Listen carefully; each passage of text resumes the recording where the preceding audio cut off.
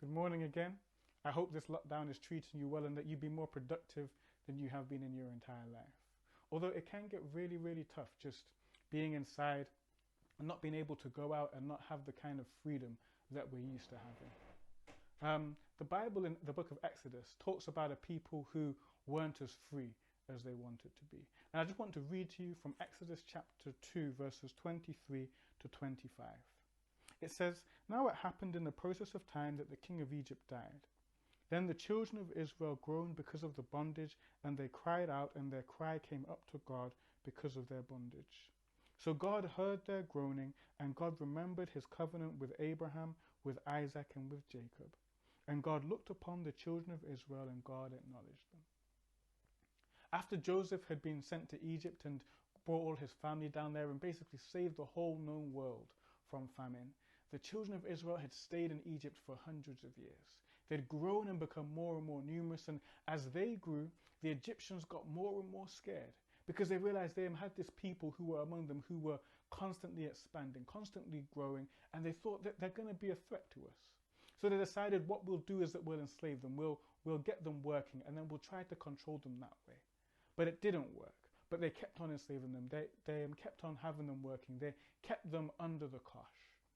And eventually, the Israelites began to cry out to God. I know some of us must feel like crying out to God now, just in this situation, recognizing that we need his intervention. We need him to do something. And so they cry out to God, and Exodus chapter 2, verses 23 to 25 says that God hears them. He hears them and he remembers his covenant to Abraham and to Isaac and Jacob. And when he remembers that covenant, he listens and then he begins to act. And the really interesting thing, though, is how God acts. We all know the story. God calls Moses and sends Moses to Egypt to free his people. But one of the most interesting things is that Moses had done a little freedom fighting of his own before. Before, when he'd grown up in Egypt and he'd seen how the people were oppressed, he had gone and he had killed an Egyptian in the defense of his people, and the thanks that he had gotten when he tried to break up a fight between two Israelites was, "Are you going to kill us like you killed the Egyptian?" Moses was not somebody that they wanted. In fact, they may have been crying out to God for deliverance when Moses turned up, and still turned Moses away. Isn't it funny that sometimes God can be providing the exact thing that we want and we don't even see it, don't even realize it?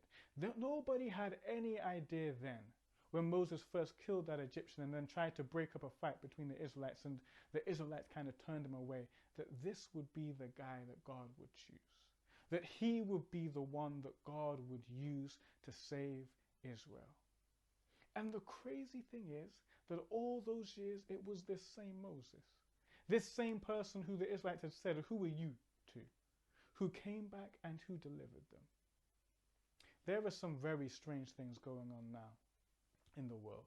We're dealing with the fallout of coronavirus. We're trying to work out what the world's going to look like. And there are so many things going on in our personal lives that really cause us to cry out to God. Really cause us to say to God, we need you to intervene. We need you to deliver. We need you to do something. And maybe God will intervene just like he did for the Israelites. But maybe he'll do it in unexpected ways, through unexpected means.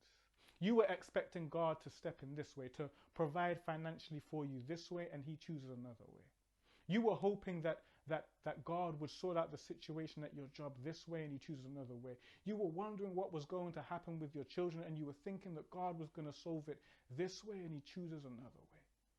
And what Exodus tells us is that we just have to keep our eyes open, to recognize that God still hears and God still acts, but sometimes he does it in the way that we are least expecting. Sometimes he does it in a way that we can't even see or understand, but a way that we can still be thankful for. God is a God who specializes in salvation. The book of Exodus tells us that, and tells us that over and over again. But the thing we have to remember is that sometimes salvation might look like Moses. It might look like something that we thought was going to be of no use to us. something that we turned away before, and something that God is calling us back to now, because nothing is an impossibility for God. There is nothing that he cannot use, nothing that is too broken for him. So when you cry out, keep your eyes open to see how God delivers.